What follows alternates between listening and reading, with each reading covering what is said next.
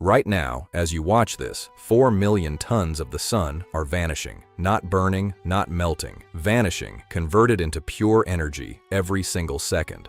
And that process is the only reason you, me, this planet, and everything you've ever known exists. This is the story of stars. Not the version you read in a textbook with neat diagrams and clean arrows. The real version, where a cloud colder than Antarctica collapses under its own weight. Not deresser, then surrexer, under rexer, that refer, and sur, than where two protons wait 9 billion years just to touch each other, where a single number decided at birth determines whether a star will die quietly, on Yuri and Retro, Mafrastaturi, Aruri, Anaduri, or tear itself apart in an explosion brighter than an entire galaxy. And by the end of this video, you'll understand a problem nobody has solved.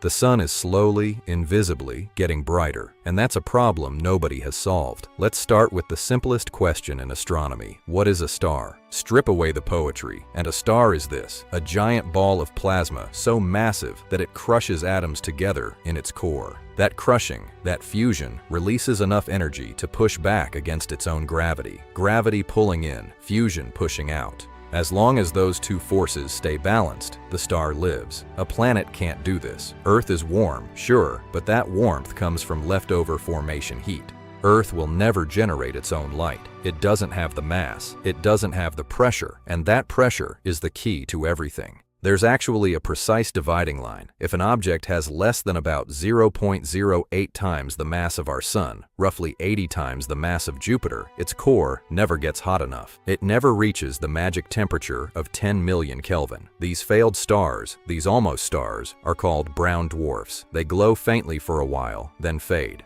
But cross that threshold, 0.08 solar masses, 10 million Kelvin, and something extraordinary switches on. The proton-proton chain ignites. Hydrogen begins converting to helium. Energy floods outward, and the object isn't just a ball of gas anymore, it's a star.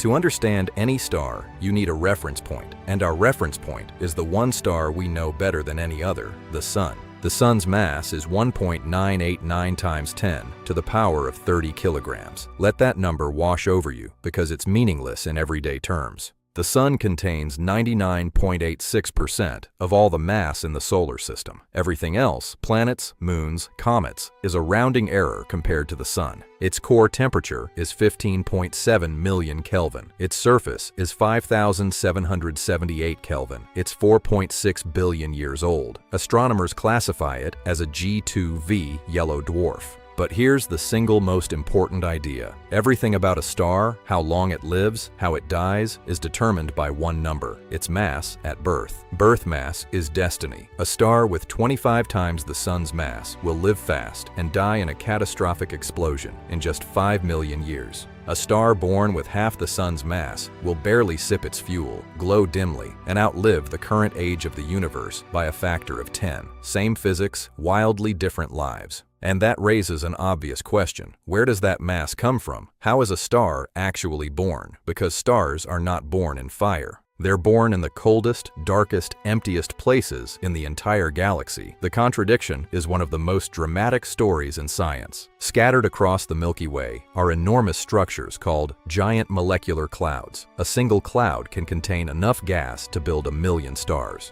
The Orion Molecular Cloud Complex sits about 1,350 light-years from Earth and holds roughly 200,000 solar masses of raw material.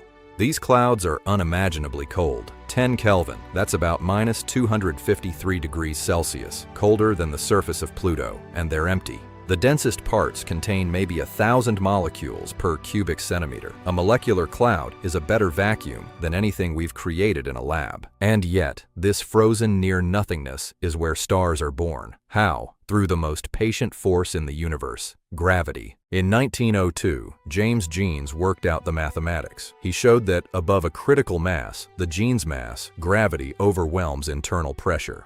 But the cloud usually needs a push, a shock wave from a nearby supernova, or a spiral density wave sweeping through the galaxy can trigger the collapse. Once a pocket crosses the threshold, collapse begins. I don't mean a gentle settling, I mean a free fall. For a dense core, this is practically instantaneous. The gas plunges inward, accelerating and fragmenting into dozens or hundreds of smaller clumps, each one destined to become its own star. At some point, the core becomes opaque. Energy gets trapped, temperature soars. What was once cold gas becomes a protostar, the seed of a future star. A protostar isn't fusing yet, it's growing. Material rains down onto it. Powerful jets of superheated gas shoot out from its poles at hundreds of kilometers per second. This is exactly what NASA's James Webb Space Telescope revealed in 2022. It stripped away the dust to show dozens of newborn protostars hiding inside the pillars. Once the protostar becomes visible, it enters the pre-main sequence phase. Low-mass protostars become T Tauri stars, young, unstable, and prone to violent flares. Young stars trace a specific path on the Hertzsprung-Russell diagram as they contract. Our Sun took 30 million years to reach the main sequence. The moment hydrogen fusion switches on and stabilizes, childhood is over, adulthood begins. But what is actually happening inside that core? For centuries, nobody could answer that. The greatest minds tried and got it spectacularly wrong. The real answer turned out to border on the absurd. In the 1860s, Kelvin and Helmholtz proposed the Sun was slowly contracting under gravity. It was a reasonable idea, but it gave the Sun a life of only 30 million years. But geologists found evidence the Earth was billions of years old. The Sun couldn't be younger than its own planet. Something was fundamentally wrong. In 1905, Albert Einstein published E=mc². That equation, the idea that mass and energy are interchangeable, would eventually solve the mystery. In 1920, Arthur Eddington speculated the Sun might be powered by nuclear processes. He couldn't prove it yet, but he was right. The proof came in 1939 from Hans Bethe. He laid out the complete nuclear physics of stellar energy generation, earning the 1967 Nobel Prize. Here's how it works. Deep in the Sun's core, hydrogen nuclei, protons, collide and fuse. First, two protons fuse to form deuterium, releasing a positron and a neutrino. Then the deuterium captures another proton to form helium-3. Finally, two helium-3 nuclei collide to produce helium-4 and two spare protons. The net result, 4 hydrogen nuclei become one helium nucleus, and a tiny sliver of mass, 0.7%, vanishes, becoming pure energy. But here's the miracle. Protons repel each other ferociously. They rely on quantum tunneling, a miracle where a particle passes through an impossible barrier. On average, any specific pair of protons waits 9 billion years for a successful fusion event. That's longer than the Sun has existed.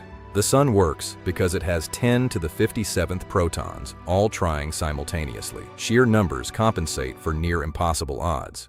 In heavier stars, a different engine takes over, the CNO cycle. Here, carbon, nitrogen, and oxygen act as catalysts for hydrogen fusion. The CNO cycle is extremely temperature sensitive. In a 25 solar mass star, it's almost the only game in town, causing the core to churn like boiling water. Regardless of the engine, the star regulates itself with precision. It is, in effect, a thermostat, a perfectly self-correcting engine that maintains balance. This brings us to the main sequence, the long, stable adulthood of a star. Most stars fall along this diagonal band on the graph. The reason is simple. Stars on the main sequence are all doing the same thing, fusing hydrogen to helium. What differs is their mass. Main sequence lifetime scales inversely. A star with 25 times the Sun's mass burns out in barely 5 million years. Our Sun gets 10 billion. But red dwarfs are incredibly efficient. They are fully convective. The entire star churns, mixing all its fuel. They can keep fusing for over 1 trillion years. Not a single red dwarf that has ever formed has yet died of old age. They're all still in their infancy, more than 13 billion years after the Big Bang. Finally, there's the paradox. The Sun was 30% fainter 4.6 billion years ago. That should have meant a frozen Earth, but the planet was warm. The leading explanation is that the early atmosphere contained far more greenhouse gases, trapping enough heat to compensate. The details are still debated. Understanding stars is directly connected to the story of our own planet, but we haven't talked about death yet, and that's where it gets violent. In Part 2, we'll follow stars off the main sequence into supernovae and black holes, because the death of a star is not an ending, it's a beginning. Now, somewhere in this galaxy, a star is dying, its fuel is gone, its core is collapsing. And in a few million years, the atoms from that explosion will end up inside a new planet, maybe inside a new living thing. And here is the part that should change the way you see yourself forever. That already happened. You are the result. The iron in your blood, the calcium in your bones, the oxygen you just breathed in, all of it was built inside a star that died before our sun was even born. By the end of this video, you will know exactly how that happened, and I promise you will never look at your own hand the same way again. So, let us pick up where we left off. The star has been burning hydrogen in its core for billions of years. That hydrogen is now gone. What is left behind is a core full of helium ash, and this helium cannot fuse yet because the core is not hot enough. So fusion stops in the center, and the moment fusion stops, gravity starts winning. The core begins to shrink. As it shrinks, it heats up, and that heat ignites a thin shell of hydrogen around the core, like a ring of fire burning around a ball of ash. This shell actually burns hotter and faster than the original core did. And here is the strange part. While the core is shrinking, the outer layers of the star do the exact opposite. They expand, they puff outward, cooling as they stretch. The star grows enormous. A star like our sun will swell to somewhere between 100 and 200 times its current size. That is large enough to swallow Mercury, large enough to swallow Venus, and possibly large enough to reach the orbit of Earth. The surface cools to about 3,500 to 4,500 Kelvin and turns deep orange red. And right nature intercyclers amarantraseka. But the overall brightness jumps to over 1,000 times the sun's current output. This is a red giant, and our sun will become one in about 5 billion years. Now the core keeps shrinking and heating. In stars below, about 2 solar masses, something dangerous is happening inside. The core gets so compressed that it enters a state called electron degeneracy. The electrons are packed so tightly that the laws of quantum mechanics take over, and the problem is that in this state, the core cannot regulate itself. In a normal gas, if you heat it up, it expands and cools down, natural thermostat. But in a degenerate core, temperature goes up and nothing expands, nothing pushes back. So, when the core finally reaches 100 million Kelvin and helium begins to fuse into carbon through something called the triple alpha process, it does not start gently. It goes off like a bomb. This is the helium flash. For a few seconds, the core produces more energy than the entire observable universe of stars combined. But here is the twist. Nobody sees it. All that energy gets absorbed by the layers above the core. The star swallows the explosion. From the outside, nothing happens. The star just quietly settles down, starts burning helium steadily, and lives like that for another 100 million years or so. But helium runs out too, and now the star is really in trouble. It has a core of carbon and oxygen that it cannot burn, because a star this size never gets hot enough to ignite carbon. So, the star puffs up again, even bigger than before, and enters a phase where the remaining shells of hydrogen and helium burn in alternating pulses. These thermal pulses shake the star. But never sekar, the kachinan center sekari, rasham, bur sekar or rafur, and dredge up freshly made elements like carbon, barium, and lead from deep inside. Meanwhile, the outer layers are drifting away into space, pushed by stellar winds and pulsations, forming a beautiful expanding shell of glowing gas. We call this a planetary nebula. Arstostagari, denskadursan retur, nafdalsa, nastansti. Even though it has absolutely nothing to do with planets. William Herschel gave it that name in the 1780s because the round shape reminded him of a planet through his telescope. The nebula fades after about 10,000 to 50,000 years, and what is left behind at the center is the exposed core, a white dwarf, incredibly dense, about the mass of the sun crushed into something the size of Earth. A single teaspoon of white dwarf material would weigh about 5 tons. Think of it like a glowing ember pulled from a fire. It has no fuel left. It is just slowly radiating away its stored heat, and it will keep cooling for billions and billions of years. In fact, no white dwarf in the entire universe has had enough time to cool completely. The universe is only 13.8 billion years old. These embers are still warm. Now, there is a limit. The Indian physicist Subrahmanyan Chandrasekhar figured out in 1931, while on a ship sailing from India to England, that a white dwarf cannot be heavier than about 1.4 solar masses. Above that, electron pressure cannot hold it up. That number, 1.4 solar masses, is called the Chandrasekhar limit. Remember it because it shows up again later. That was the gentle death. A star like our sun bloats, sheds its skin, and leaves behind a quietly cooling ember. But now imagine a star born with 8 times the sun's mass. Or 25 times, or 60 times. These stars do not go gently. Their death is the most violent event in the modern universe. A massive star races through its fuel at a terrifying pace. After the hydrogen is gone, it burns helium, then carbon, then neon, then oxygen, then silicon, and each stage is shorter than the last. Hydrogen burning lasts millions of years. Helium burning lasts hundreds of thousands of years. Carbon burning lasts a few thousand years. Neon burning about 1 year. Oxygen burning a few months. And silicon, the very last fuel, burns for approximately 1 day. One single day. After millions of years of life, the final chapter is 24 hours long. And then the star hits a wall. Silicon burning fills the core with iron and nickel, and iron is a dead end. It sits at the very bottom of the nuclear energy curve. Fusing iron does not release energy, it absorbs energy. The star has built an engine that just ran out of everything it can burn. The iron core is about 1.4 solar masses, roughly the size of Earth, and it is held up only by electron degeneracy pressure. But this core is gaining mass from the shells above it. The moment it crosses the Chandrasekhar limit, electron pressure fails, and the core collapses. What happens next takes less than 1 second. The core falls inward at about 25% the speed of light.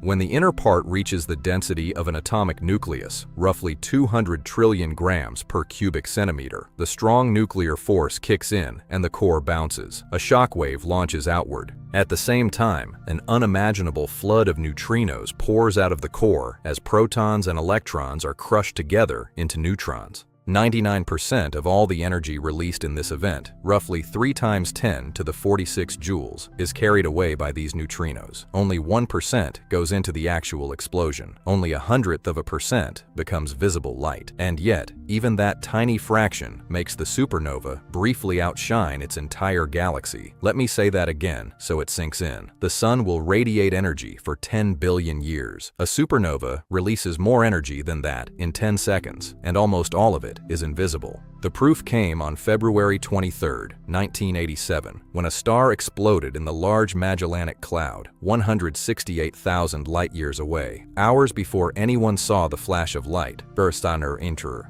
Or 2 detectors on Earth, Kamiokande in Japan and IMB in Ohio, caught a total of 24 neutrinos within a 13-second window. 24 tiny particles from a dying star 168,000 light-years away. That was SN 1987A, the most studied supernova in modern history, and it confirmed what Walter Baade and Fritz Zwicky had predicted all the way back in 1934, that supernovae produce neutron stars. And a neutron star is something almost too strange to believe. Take the entire mass of the sun, or a bit more, and crush it into a ball about 10 kilometers across, the size of a small city. A single teaspoon of this material weighs roughly 1 billion tons, about the mass of Mount Everest. The surface gravity is 200 billion times stronger than Earth's. And these things spin fast. The Crab pulsar in the Crab Nebula, the remnant of a supernova witnessed by Chinese astronomers in 1054, spins 30 times every second. The fastest known pulsar spins 716 times per second. The surface at its equator is moving at nearly a quarter the speed of light. Pulsars were discovered by accident in 1967 by Jocelyn Bell Burnell, a graduate student at Cambridge. She noticed a strange repeating signal on her chart recorder paper, pulsing with impossible regularity. The team half-jokingly called it LGM-1, Little Green Men. It was not aliens, it was a rapidly spinning neutron star with beams of radiation sweeping through space like a lighthouse. Her supervisor, Anthony Hewish, received the Nobel Prize for the discovery. Bell Burnell did not. Decades later, she was awarded the $3 million Breakthrough Prize in Fundamental Physics. She donated every penny to fund scholarships for underrepresented students in physics. Now, some neutron stars are even more extreme. Magnetars carry magnetic fields roughly 1,000 times stronger than a regular neutron star. On December 27, 2004, a magnetar called SGR 1806-2 had a violent starquake. It was 50,000 light-years away, and it still disturbed Earth's upper atmosphere. But the most spectacular thing neutron stars do is collide. On August 17, 2017, the LIGO and Virgo gravitational wave detectors picked up a signal called GW170817, two neutron stars spiraling around each other for millions of years, finally crashed together 130 million light-years away. 1.7 seconds after the gravitational waves arrived, the Fermi Space Telescope caught a short gamma-ray burst, and then a fading glow called a kilonova. That glow was the light of freshly minted heavy elements, gold, platinum, uranium, built in real time as neutron-rich debris flung outward captured neutrons at an insane rate. That single event proved what scientists had suspected for decades. The heaviest elements in the universe are forged when neutron stars collide. So, now we know how stars die and what they leave behind. But here is the bigger question. Where did the atoms inside your body actually come from? The Big Bang made hydrogen, helium, and a tiny trace of lithium. That is it. Everything else, every other element on the periodic table, was built inside a star, or in the explosion of a star, or in the collision of two dead stars. Carbon and oxygen were cooked in the cores of red giants through the triple alpha process. Nitrogen is a byproduct of the CNO cycle. Calcium and phosphorus were forged in the oxygen and carbon-burning shells of massive stars just before they exploded. Iron was the last element built in the core before the collapse. Gold and platinum were assembled in the kilonova debris of neutron star mergers. In 1957, 4 scientists published what might be the most important paper in the history of astrophysics. Margaret Burbidge, Geoffrey Burbidge, William Fowler, and Fred Hoyle laid out in 108 pages exactly which process builds which element. It is called the B2FH paper, and it is essentially the recipe book for the universe. Now, bring this home. A 70-kilogram human being contains about 43 kilograms of oxygen, 16 kilograms of carbon, 7 kilograms of hydrogen, about 4 grams of iron. Every single atom of that iron was made inside a star more than 8 times the mass of our sun, at temperatures above 3 billion degrees, in the final day of that star's life. The hemoglobin molecules in your red blood cells each contain 4 iron atoms, and every one of those atoms is older than the Earth. Carl Sagan said it best in 1980. The nitrogen in our DNA, the calcium in our teeth, the iron in our blood, the carbon in our apple pies were made in the interiors of collapsing stars. We are made of star stuff, and that is not poetry, that is chemistry. Think about the gold in a wedding ring. Those atoms were forged when 2 neutron stars, each denser than an atomic nucleus, spiraled together and collided in an explosion that briefly outshone an entire galaxy. You are wearing the debris of a cosmic catastrophe on your finger. Everything a dying star throws into space, the carbon from planetary nebulae, the oxygen and iron from supernovae, the gold from neutron star mergers, all of it drifts back into the interstellar medium. Over millions of years, that enriched gas mixes into cold molecular clouds. Gravity pulls those clouds together. They collapse. New stars form. New planets form around them, richer in heavy elements than the generation before. Our sun is one of those recycled stars. We know this because the oldest meteorites in our solar system contain the fingerprints of a freshly dead star.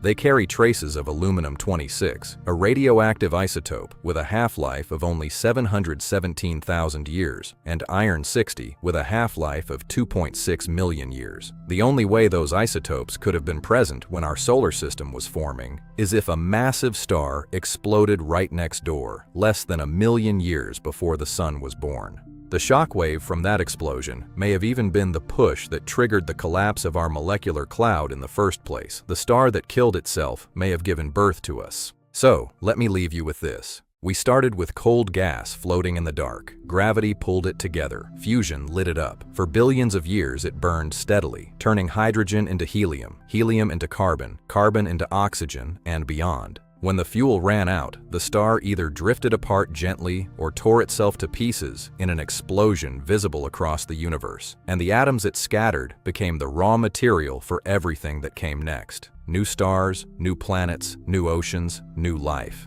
You. The iron in your blood was forged at 3 billion degrees inside a dying giant. The calcium in your bones was blasted into space by a supernova. The oxygen you just breathed was cooked in the core of a red giant that no longer exists. You are not just looking at the universe. You are the universe looking back at itself, assembled from the ashes of dead stars, briefly alive, briefly aware. And one day, your atoms will return to the cycle and become part of something new. If this changed how you see the night sky, subscribe. I will see you in the next one.